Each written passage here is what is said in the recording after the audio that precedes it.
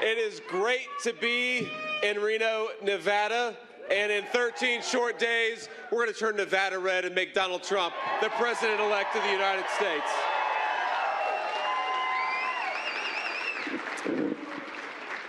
Now, we have got a great group of people here, but I want to give a couple of shout-outs before we get started. I know we've got the great GOP Senate candidate, Sam Brown. Sam, an American hero, thank you for everything. You know, Sam has served this country in so many ways, of course, but I think the most important act of Sam Brown's service career may very well come when he unseats Senator Rosen and represents the people of Nevada in the way they deserve. We got the great state GOP chairman, Mike. Say hello to everybody. Thank you, man. He's doing a good job. We're going to win thanks to this guy. How much are we going to win by? He said we're going to win by 5. Hold him to it. I'm going to be back here. I'm going to be pissed off if we don't win by 5, Mike. But he's doing an incredible job. But look, we got to talk about the fact that you've got a person in Kamala Harris who's running for president, pretending that she somehow has nothing to do with the problems that have been caused by her leadership over the last 4 years. I've never seen anything like it, my friends. She goes around the country and she says things like, on day one, we're going to tackle the affordability crisis affecting our families. And on day one, we are going to secure the southern border. And I think all of us with a lick of common sense have been thinking to ourselves, Kamala, day one was 1,400 days ago. What the hell have you been doing the whole time?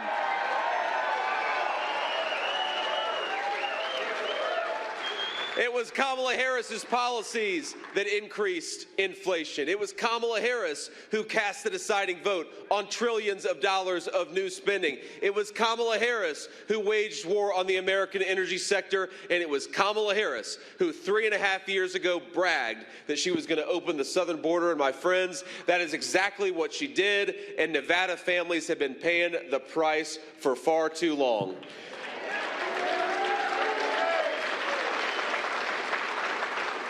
So I think while Kamala Harris is betting that the American people will just forget that she's been the vice president for the last 3.5 years, the people of Nevada are going to send a message in 13 days. Kamala Harris, go back to San Francisco where you belong. You belong nowhere near the Oval Office.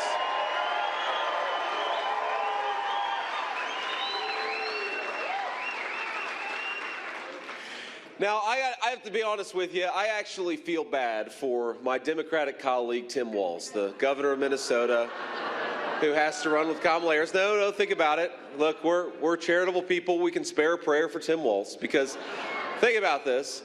He has got to defend the indefensible. He's got to defend the record of Kamala Harris. It's the toughest job in American politics. I've got the easiest job. I get to defend the record of Donald J. Trump, and that's a record that all of us can be proud of.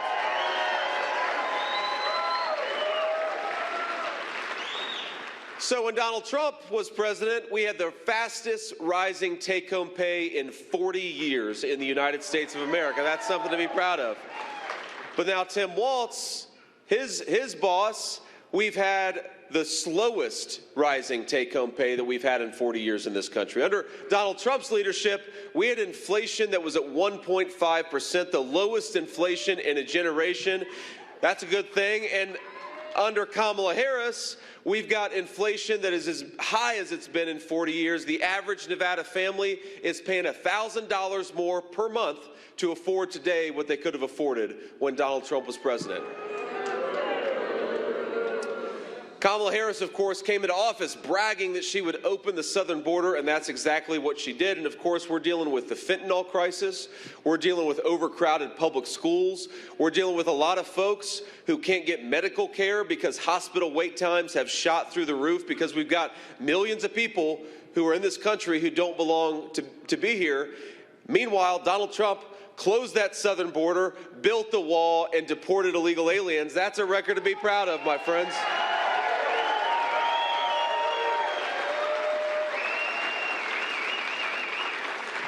Now, I will say something in Kamala Harris's defense. Look, I'm a nice guy. I'm in a good mood today. I said something nice about Tim Walz, and now I'm going to say something nice about Kamala Harris. I really do think that every time she goes out there and does an interview, we pick up about 50,000 votes.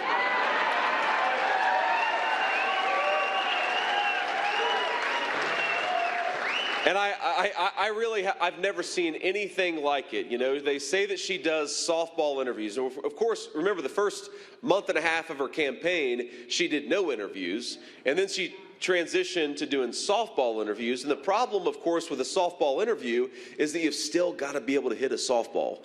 And you know, we were in Tucson a couple of weeks ago. We were actually in Tucson, I think, yesterday, too. But a couple of weeks ago, I landed in Tucson, and we're campaigning. I got a phone call from the president's communications director, Jason Miller. He's a good guy. You've probably seen him on TV.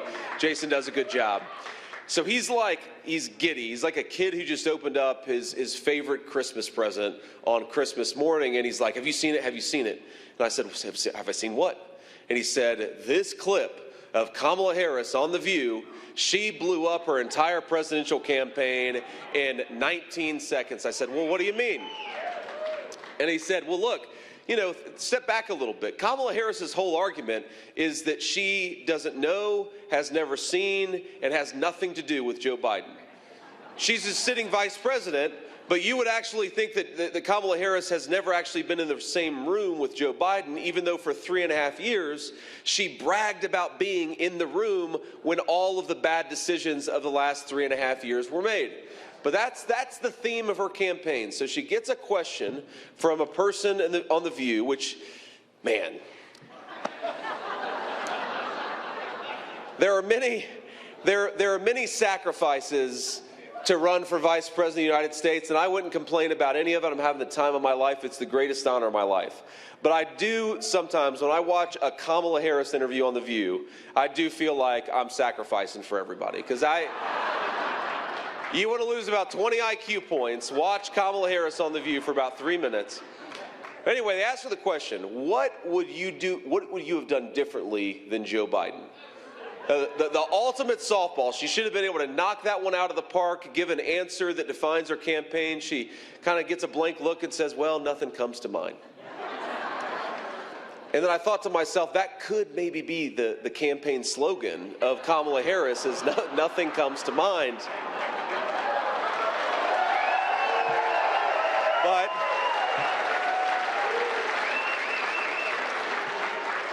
But she says nothing comes to mind after standing before the American people and saying on day one she's going to tackle the affordability crisis, and saying on day one she's going to make the world more peaceful and more secure. On day one she's going to close down that southern border. She stands there on national television and says nothing.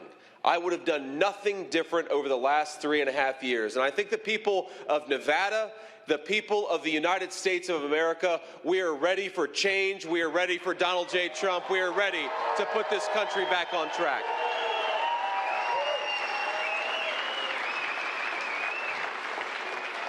Now, we can joke and have fun, and of course, you know, the joy is gone from the Kamala Harris campaign, but me and President Trump, we're everywhere. We're going everywhere, and we're having a lot of fun doing it. And I think we're having a lot of fun in part because thanks to every single person in this room, we are winning this race. We are going to make Donald Trump the next president of the United States.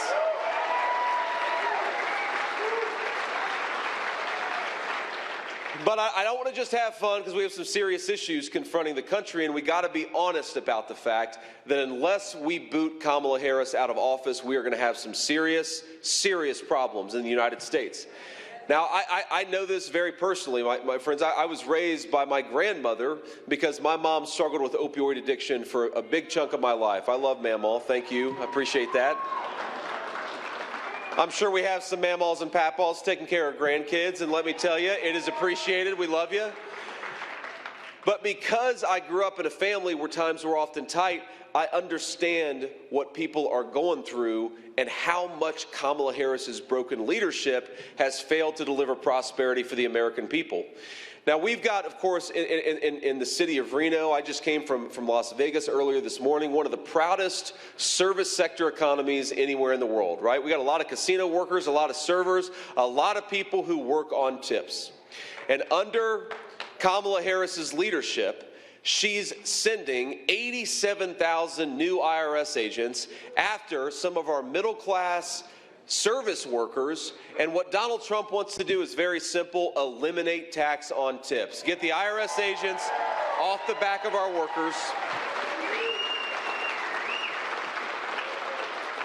You know, Nevada families are getting slammed by Kamala Harris's tax policies, and Nevada workers, I don't think they can manage another 4 years of the IRS coming and harassing you over a few bucks. If the IRS is going to do anything, why don't they go after companies that are shipping American jobs overseas and leave middle-class Nevadans the hell alone?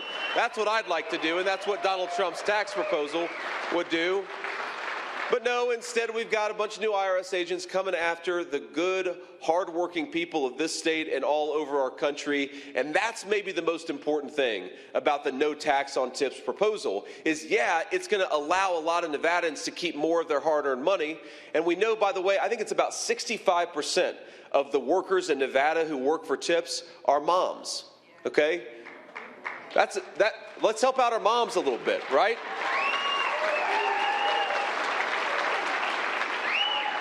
So we know that we can do better and, of course, save people a lot of money. But I think getting the IRS bureaucrats off their backs is just as important, because you can't harass people in the United States of America for working hard and trying to provide food for their family.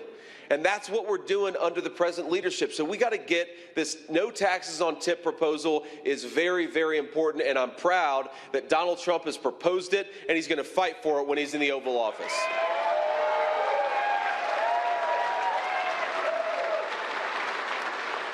Now, I will say that like a lot of our good proposals, Kamala Harris, despite being in office, every time we come up with a really good idea, about 3 days later, Kamala Harris says, I want to do that too.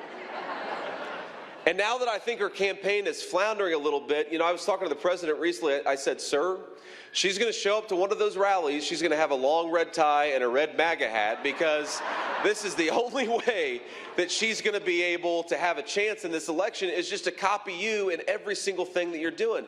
But think about this. Would you rather have a career politician making big talk about what she's going to do, or would you rather have Donald J. Trump, who already did it and will deliver big for American families again?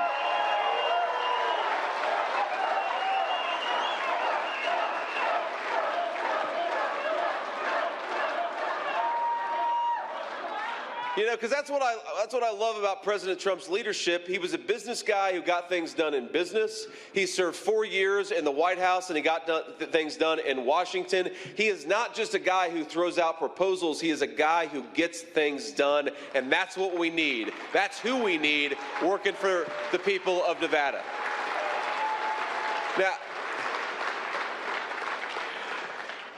Now, we also got to talk about a big problem that is affecting the people of this state. But let's be honest, every state is a border state, and so the wide open southern border is affecting everybody.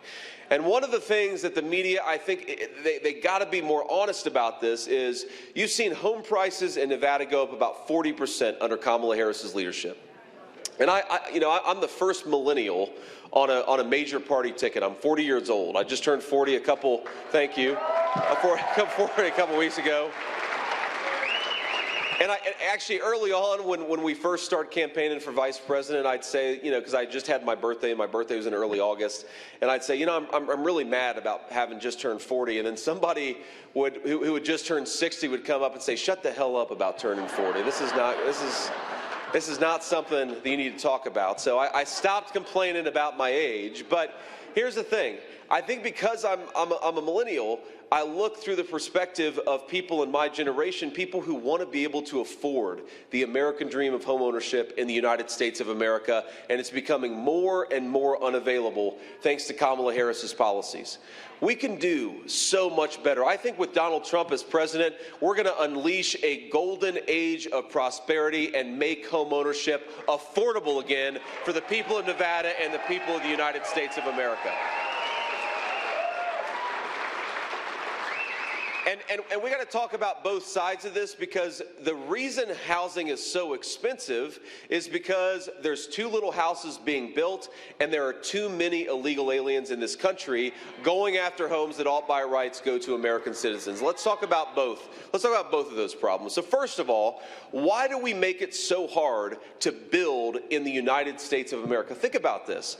Our grandparents went to the moon with pocket calculators and slide rules, and under Kamala Harris's leadership, she's made it so hard that we're not building enough homes for the people who live in the United States of America. The regulations are ridiculous. The regulations on our energy sector have made it more expensive to build homes, because when you make energy more expensive, you're going to make home building more expensive too. And I think especially in the state of Nevada, we've got a ton of federal land. It's not being used for a national park. It's not being used for anything. Why don't we build some homes on that land and give the American citizens a place to live in their own country?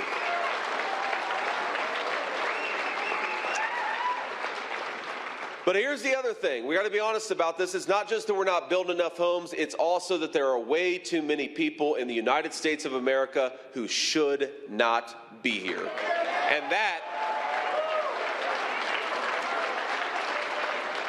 And look, a lot of them are good people. I'm not mad at anybody for wanting to come to the United States of America. I am mad at Kamala Harris for opening the border and making the American dream unaffordable for American citizens. Because you got to think, when you bring in 25 million illegal aliens, you got to put them somewhere. And sometimes, by the way, they're getting put up in five-star hotels at taxpayer expense. That's what Kamala Harris's border has done. But it also means that they're going in homes that ought by right belong to the United States citizens, the people who built this country. And here's a very simple principle that Donald Trump will follow in the White House to make the American dream of homeownership more affordable again. American homes for the American people, not for illegal aliens who don't deserve to be in this country in the first place.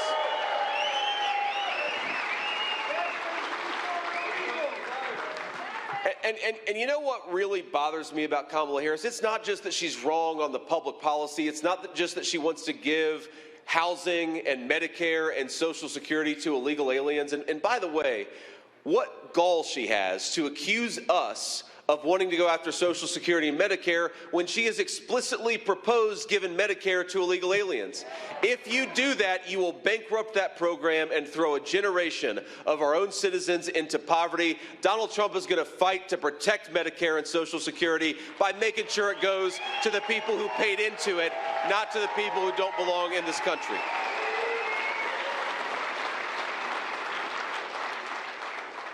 But we've got to be honest about where we are and how to make this country and our own people more prosperous. Because you're not going to do it with an American leader who doesn't put the interests of our citizens first. And not only that, again, I disagree with her on so many issues. We could talk for the next 3 hours about all the things that Kamala Harris is wrong about. But the thing that bothers me the most about Kamala Harris and her ridiculous campaign is not just that she disagrees with us on public policy. It's that she wants to censor you and silence you instead of persuading you. And that is a violation.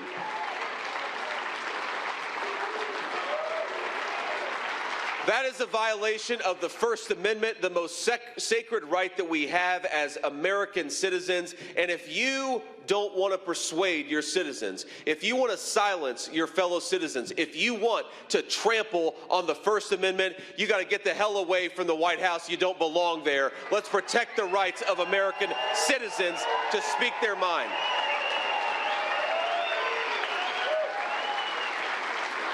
And we see this in so many ways, friends. We see it with big tech censoring people. Remember a few years ago where if you suggested that it was ridiculous to make a 3-year-old wear a mask, you could be kicked off of social media.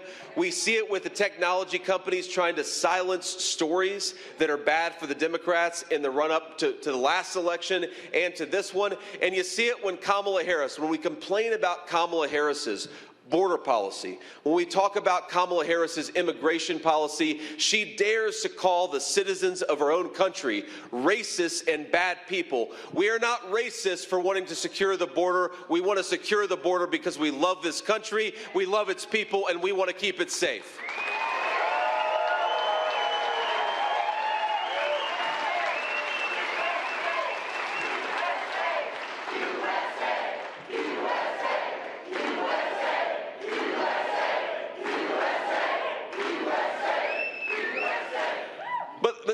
Think about the campaign that she's running, and I'm going to make just a couple more observations here, and then I'll take some questions from the reporters. Think about the campaign that she's running and how completely without substance it is. I mean, if I'm a swing voter, I'm a person who hasn't quite made up my mind whether I'm going to vote for Donald Trump or Kamala Harris. I think that you should be insulted. You should feel insulted by the way that Kamala Harris is running this campaign. Because the American people, they want an actual idea for how to make their country more prosperous and how their government is going to make their lives better. So they asked Kamala Harris, how are you going to address the terrible housing and grocery affordability problem that your policies caused? And Kamala Harris will say, well, I grew up in a middle-class family. Or you know, they'll say, well, okay, a lot of Americans are frustrated because under your policies, the amount of fentanyl that's come into our country has skyrocketed. How are you going to secure that southern border? How are you going to do something different than what you've been doing for the last 4 years? And she'll say, you know, when I worked at McDonald's, I made the hash browns, and I was very good at it. And by the way, I don't even know if that's true. I think Donald Trump may have worked at McDonald's for longer than Kamala Harris at this point. I don't know. I mean, maybe she's telling the truth about it, maybe not, but she seems to lie about half the things that she says, so I don't know. Trust but verify, I guess, is my approach to it. But he was good at it, too. Here's the thing. Here's the thing, though. I've noticed this in a lot of her interviews now, where they'll say, well, okay, what are you going to do? How are you going to solve the problems, again, that were caused in some cases by your policies? And she can't talk about details. She can't talk about substance. She can't offer any idea. What she'll do is she'll talk about Donald Trump. You would have thought that Donald Trump would be president for the past 3.5 years because every single time they point out one of Kamala Harris's failures, she tries to blame it on Donald Trump. But a person who's doing that, a person who has no substance, a person who has no agenda, a person who can only speak in slogans instead of answering a question doesn't belong anywhere near the Oval Office of the United States of America.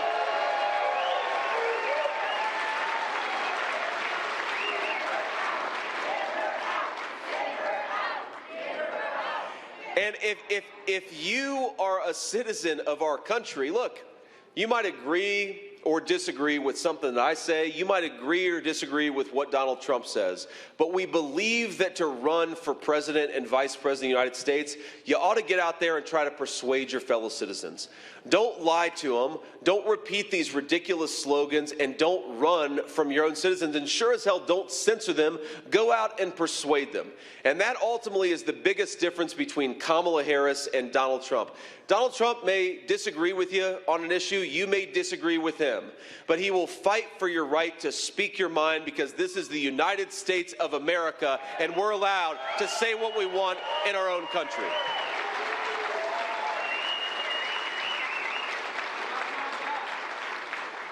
So I'd ask anybody who's undecided, whether you're in this crowd or you're watching at home, compare just the conduct of Donald Trump and Kamala Harris over the past few weeks, and know that the same person who's terrified to answer a difficult question, the same person who repeats the same ridiculous slogans, do we really want that person, Kamala Harris, negotiating on behalf of this country with world leaders?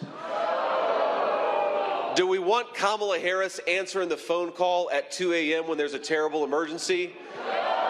No. We want competence, we want intelligent leadership, we want courage under fire, and I think for all of us that means Donald J. Trump has got to get back in the White House.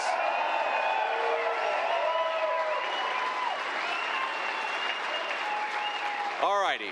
One final point here, and then I want to kick it over to the press to ask some questions. Here's the thing. As much as I think we're going to win, and I know the great GOP chair said this earlier, as much as I believe that we are going to win, not just the state of Nevada, but the whole country, we're only going to win if you all get out there and vote. And it's very simple. And I'll tell you, as somebody, I don't like election season, I prefer election day, but as our great president said, Donald Trump, it is what it is, okay? We are now in a world where the Democrats are using every method they can. Kamala Harris's campaign is using every method they can. They're using mail, they're using early voting, they're using election day voting. So Republicans, we've got to play by the same rules and get our people out to vote however we possibly can.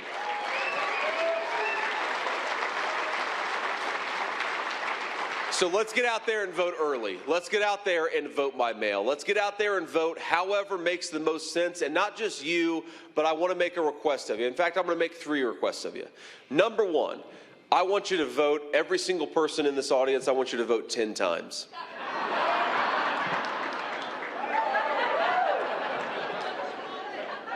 There'll be a headline in CNN tomorrow. J.D. Vance encourages voter fraud in Nevada.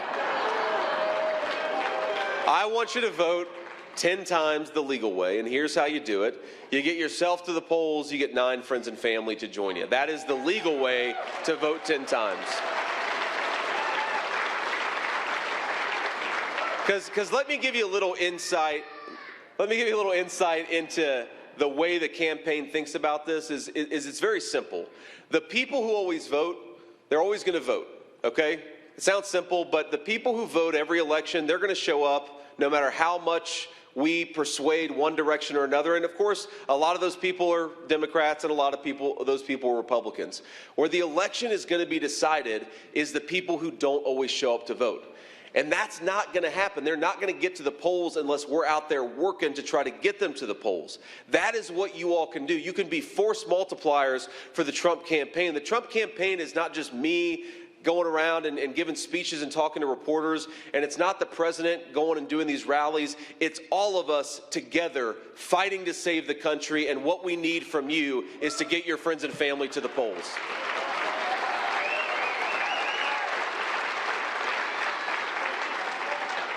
On that topic, the second thing I'm going to ask you to do, whether now when I'm taking questions from reporters, afterwards take a selfie, take a photo of me up here, just get out there and post, whether it's on social media, text message, email, use whatever method of communication you use and talk to people about why you're voting for Donald Trump.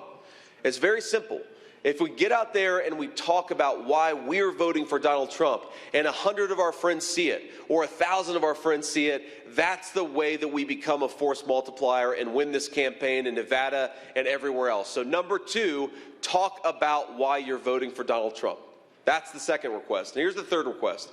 There's a website that we've built that helps you check your registration. It helps you check where your polling location is. You can make sure your registration is up to date. You can also find information about how to get involved in our voter turnout efforts. And I'm going to repeat it, but it's swampthevoteusa.com, okay?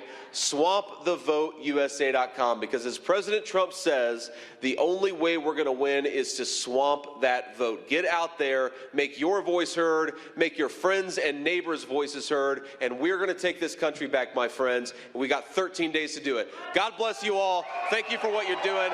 Thank you for having me. I love this city and I love this state. God bless you.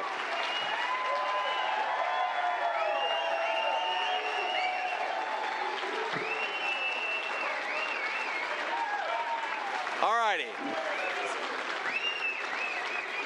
We're not done quite yet here. Let's just take a few questions from reporters before we have to hit the road. Hello, good afternoon, Senator. My name is Leslie. I'm a local reporter with Univision Nevada. My question to you is, how do you plan to balance loyalty to the presidential nominee's agenda with pursuing your own policy priorities or areas of expertise? Sure. Well, first somebody just shouted something out, and I'm not going to respond to every person who shouts something out, but I want to respond to this one because it's a good point.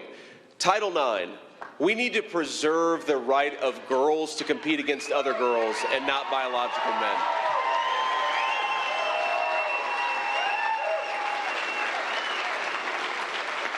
And for so many folks out there, I mean, you look at the coalition that Donald Trump has assembled. We've got on the right people like Georgia Governor Brian Kemp, former UN Ambassador Nikki Haley.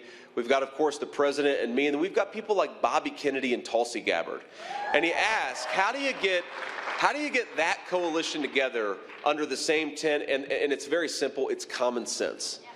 If you believe that children ought to be educated and not indoctrinated at schools, if you believe that we ought to have a closed southern border, if you believe that in sports boys should compete against boys and girls should compete against girls, that's common sense. And that's all we stand for. You don't have to agree with us on every issue, but let's cut out the craziness in our politics and get back to common sense. And that's Donald J. Trump's leadership. Now, you asked how to balance, obviously loyalty to the president, because he's going to be the president in just a few short months, president-elect in a couple weeks. How to balance that with my own agenda. Look, my own agenda is the agenda that's best for the American people, and that is Donald J. Trump's agenda, because he's going to fight for the American working people every single day. Now, of course, you're going to have disagreements from time to time. My job is to offer the president the wisest counsel that I can, to be honest with him about my opinion, but ultimately, the president of the United States is going to make decisions, and he's going to make very good decisions for the American people. That's why I'm thrilled to be here. That's why I'm thrilled to support him. One thing I say, you talk about loyalty to Donald Trump. Look, I love Donald Trump, and I am very loyal to Donald Trump. But I think I speak for President Trump. I speak for myself. Loyalty first to the American people. That's why I like Donald Trump, is because he's loyal to the American people. And it sounds so common sense, and it sounds so obvious, but when you've got a vice president, Kamala Harris, who's opened the American southern border, who's given free health care benefits to illegal aliens, can we just get back to a president who cares about the citizens of his own country? That is the responsibility of an American leader, and that's why I'm supporting Donald Trump, because he actually cares about the people who built this country, and he's fighting for their future, not the future of people who don't belong in this country in the first place. Next question. Senator Vance, thank you for taking questions, first of all. Actually, you're welcome. Taking questions. Back in May, Senate Democrats failed to carry forward the bipartisan security bill. You were among the senators who voted to filibuster it. Chuck Schumer said Donald Trump was trying to pressure Republicans to vote against it in order to campaign on border chaos. My question to you, sir, is what was actually in that security bill that you had policy disagreements with? That's a good question, and actually, I mean, you guys have way better reporters here than most of the national media, because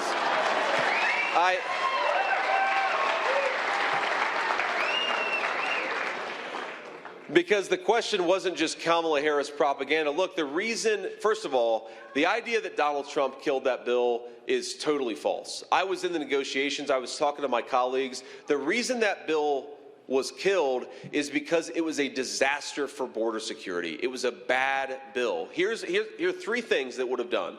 First of all, it would have given the ability to grant asylum without any hearing to the most liberal bureaucrats in the entire country. You want to have an open border, you give liberal bureaucrats the ability to wave a magic wand and give amnesty to millions upon millions of people. And not just that, but it would have been impossible for the president to change it. Because once that's written into law, you can never go back. It codified catch and release, in other words, and that is a disaster for the American people. Number two, that bill contemplated giving legal status to 2 million illegal aliens every single year.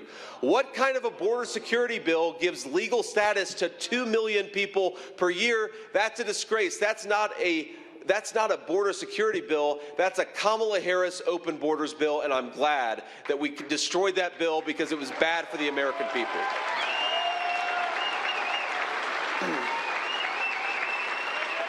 And here's the final thing. That bill did nothing. The biggest scam in Kamala Harris's open border is what's called parole. And forgive me for getting in the weeds a little bit, but it's important to understand when somebody comes to this country, the president and the vice president have the ability to, on a case-by-case basis, waive our immigration laws, okay? It's supposed to be used sparingly. It's supposed to be used, again, on a one-by-one basis. Kamala Harris has granted parole to millions upon millions of people who have no right to be in the United States of America. Any border security bill that doesn't prevent that from happening is not a border security bill, and that's why that bill was a disaster for the people of Nevada and all across our country.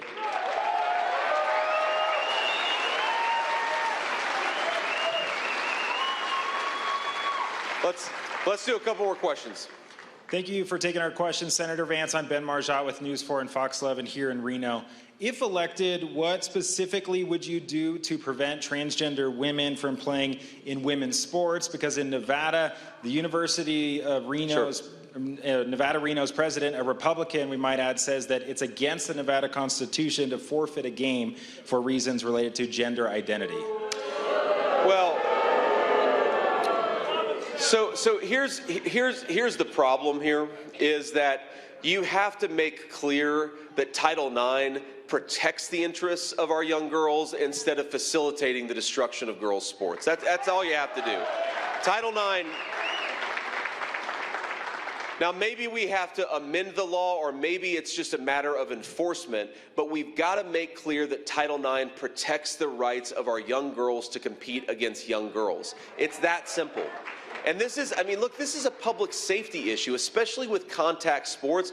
I'm the father of a 2-year-old daughter. I don't want my little girl to grow up to compete in sports and then to get bludgeoned by a man. That's disgusting. It's disgraceful. It can't happen in the United States of America. I want her to build confidence. I want her to learn teamwork. I want to learn about the give and take of sports. That's why we think it's so important for our young girls to participate in sports. But in the name of a far left, lunatic, progressive idea, we are destroying girls' sports in this country. It's going to have ramifications far beyond just athletic competition.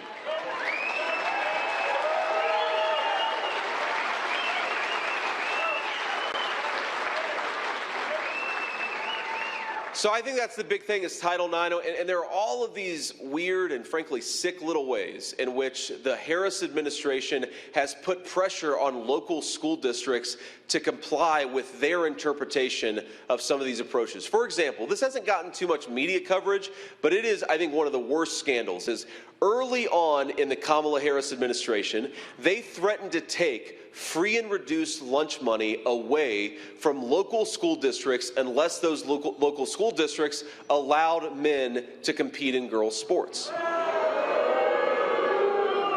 Now, but just think about that. Think about that. We're going to take food away from the mouths of our poor children because a local school district wants to protect girls' sports. That is a disgusting thing to do to our people, and it's going to stop when Donald Trump is president.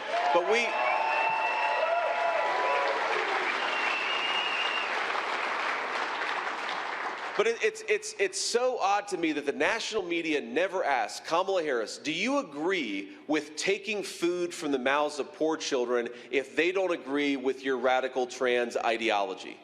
Why have they asked her that? Why hasn't she been forced to answer a single question about literally trying to take food from our poor kids? I grew up in a family where we often struggled to put food on the table. I am so glad that when I was growing up in this country, Democrats and Republicans believed we ought to feed our children and not use them as political weapons for radical ideas. Next question. Okay. Hi. Thank you for taking our questions. You've been asked before about changing some of your positions about Donald Trump.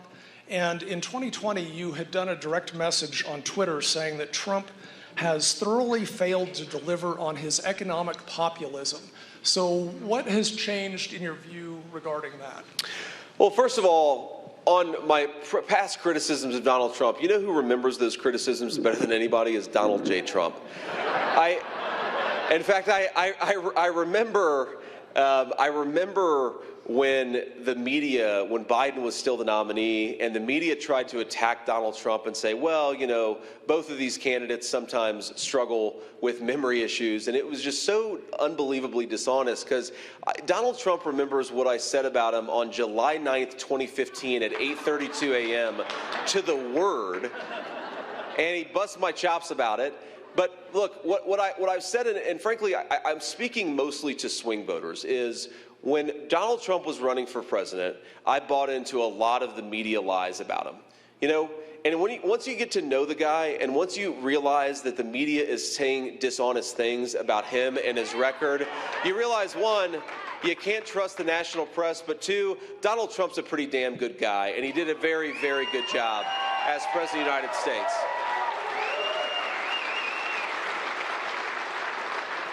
Now, you ask about economic policy from the perspective of 2020. First of all, Donald Trump's economic record speaks for itself. Sky-high wages, low inflation, a secure southern border, a safer country for Americans. He was a very, very good president, and he's going to do it again if the people of Nevada give him another opportunity to be their president, and I believe that they will. But you talk about a direct message. I mean, I've said this publicly. I think that one of the biggest problems of the first Trump administration, again, I thought he did a great job, but the biggest problem of the first Trump administration is you had congressional Democrats who were obsessed with impeaching him, and sometimes, let's be honest, even some Republicans who weren't fully on board for the pro-worker agenda of Donald Trump. That is the fault of the establishment in this country. And here's a big, and there's no bigger person who exemplifies that establishment better than Kamala Harris. Because one of the most important issues that Donald Trump has run on is he said, look, if the Chinese are going to try to steal our manufacturing jobs, and they're going to use slave labor to manufacture stuff in China, if they want to bring that crap back into the United States of America, we're going to slap a big fat tariff to protect American workers and to protect American industries. Now that is a really, really important thing, but honestly, congressional representatives were fighting President Trump on that every single day. And so, by the way, is Kamala Harris. Kamala Harris has the audacity to say that Donald Trump is going to cause inflation when she's been causing inflation for 4 years, and when he was president, inflation was 1.5%. It's unbelievable. But one of the things that I'm really excited about with the next Trump administration is that, frankly, we've got a lot more people in the U.S. Congress, and we're going to add Sam Brown to their ranks.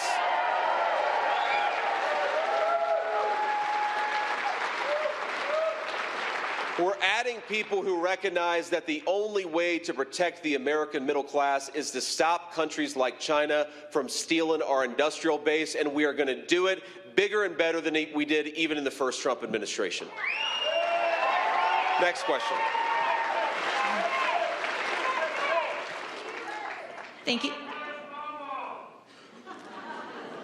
Thank you for taking our questions. Nevada's economy relies heavily on tourism. The Sure. Biden administration proposed cracking down on junk fees, including resort fees. Would a Trump-Vance administration seek to also end resort fees? Well, ma'am, I appreciate the question. That's something that we haven't talked about between me and the president. I don't want to speak for him until I talk to him, but I'll talk to him and get you a good question. I mean, look, we believe in fairness for American consumers. We think that people, of course, can charge what they want to charge, but they ought to be honest with the American citizenry about what they're charging. It's very simple, right? We also believe that we can have openness, price transparency, not just in the tourism industry, but in the pharmaceutical industry, by the way. A lot of people have no idea what they're buying. We believe in price transparency across our entire economy, but we believe that price transparency can coexist with a thriving tourism industry in the state of Nevada and everywhere else. I mean, look, I love to come here. It's great to come to Nevada. Your weather is a hell of a lot better, especially in the winter, than our weather is in the state of Ohio. We are going to be the best fighters for the Nevada tourism industry that you've ever seen. in the White House. And the biggest part of that, of course, is to make sure that Nevada workers are not paying taxes on tips and not being harassed by IRS bureaucrats. That's our best proposal to help the workers of the Nevada tourism industry. Let's do one more question. Senator Vance, thank you for taking questions. Nick Doyle here covering it with ABC News. Unfortunately, we've seen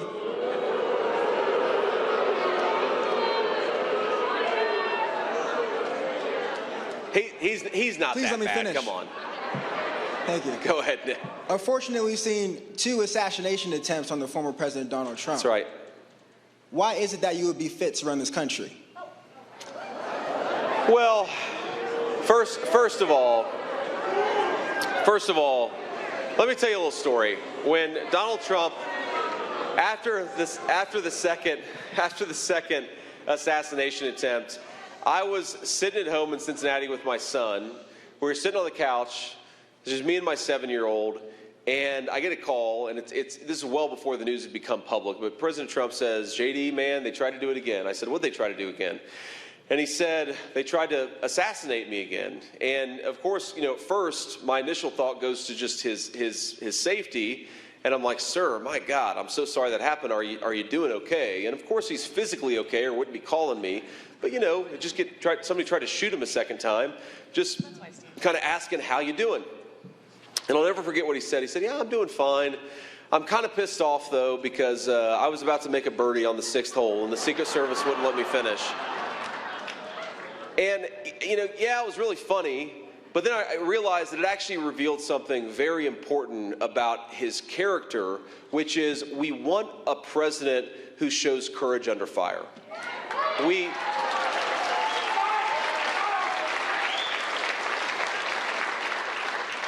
want a president who can take a literal assassination attempt in stride and still go about doing his job every single day. We do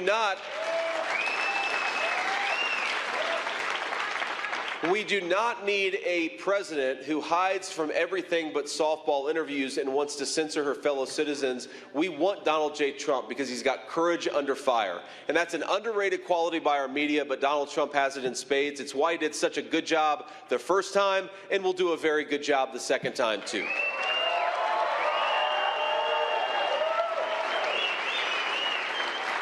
Now, look, you asked me, you know, why am I ready? Well, first of all, the question is not whether the media says I'm ready. The question is whether the American people, they're the ones who determine the president and vice president. And look, I'm proud to be an outsider to American politics. I've been a United States Senator. I've also been a businessman who's created jobs. I was a United States Marine Corps who served my country and went to Iraq when I was asked.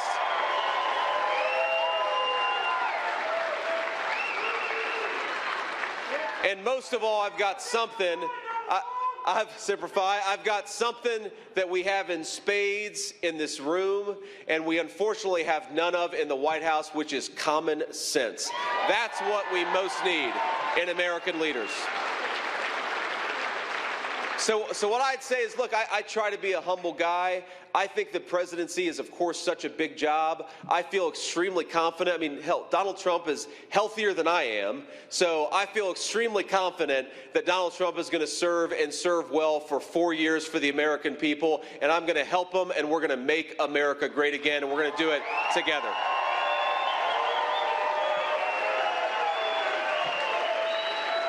So, on that note, let me leave you with a couple of final thoughts here. And I'm sorry to have to leave, but we've got to hit the road. I think that we're headed to either Michigan or North Carolina tomorrow. We're going to have maybe both, maybe more than that. But here's the thing. I think it's, again, we're having a very fun time on this campaign. I think we had a fun time today, right? Okay. I want you to remember why we're doing this. And I know a lot of you are working so hard, you're knocking on doors, you're getting your neighbors out there to vote. I want us to remember the stakes in this election, because I think sometimes it's too easy to think about this as, you know, red team versus blue team, Republicans versus Democrats. Look, I, more than any person in this room, am going to enjoy beating Kamala Harris on November the 5th. It's going to be fun, and I'm going to be happy about it. But the point is not just to beat Kamala Harris. The point is to beat Kamala Harris so that the American people get the leadership that they deserve in these troubled times. And let me just tell you a couple stories. One personal and one of a person I met on the campaign trail. So like I said, I was raised by my grandmother, and I remember there were times when things were especially tight and it gets cold in Ohio in the winter, where instead of turning the heater on, she would say, look, maybe we can turn on a space heater tonight, or maybe we'll just throw a few extra blankets on. Because that's what happens when American citizens can't afford energy costs, is that a lot of our fellow citizens decide to not turn on the heater in the middle of a cold winter night. Well, I believe that if you work hard and play by the rules, you ought to be able to heat your home when it gets cold at night. But let's be honest, under Kamala Harris's leadership, because she wants to buy oil and gas from tin pot dictators all over the world, because Donald Trump wants to drill, baby, drill, and buy oil and gas from our own citizens and from our own territory, we're going to lower energy costs so that every American who works hard and plays by the rules can afford to turn their heat on at night. That's who we're fighting for. Families like that are struggling with high energy costs. I'm going to tell you a story of a woman I met a few weeks ago. She was a retiree. Her husband is about to be a retiree, but he's got a couple years left, and they're raising their grandkids because of this terrible opioid epidemic that's ravaging this country. Now, for 40 years, in good times and bad, she told me that they did steak night on Friday night. And I'm not talking about going to a fancy steakhouse. I'm talking about going to the grocery store and getting a nice steak and grilling it on a Friday night, and that was their ritual. And I think all of us would say it's these little rituals that actually make life worth living. It's why we fight in wars. It's why we work so hard. It's why we build this great country, is those little liberties to build the kind of family memories that this woman had for 40 years, but she gave it up. A year ago, she gave up steak night with her husband because the grocery bills were too high and she felt like she couldn't afford it. So as we're going out there for the next 13 days, I want you to remember exactly what we're fighting for. We're fighting for American families to be able to afford to heat their homes. We're fighting for American families to be able to have steak night on a Friday night. We're fighting for American families to be able to take more of their hard-earned money home every single night. We're fighting for a golden age of prosperity that the American people are going to have when Donald J. Trump is back in the White House. We are fighting, my friends, for a country, and we're fighting for leadership that is fit to lead the United States of America. Let's go get it done. God bless you guys. Thank you, Nevada. We'll see you soon.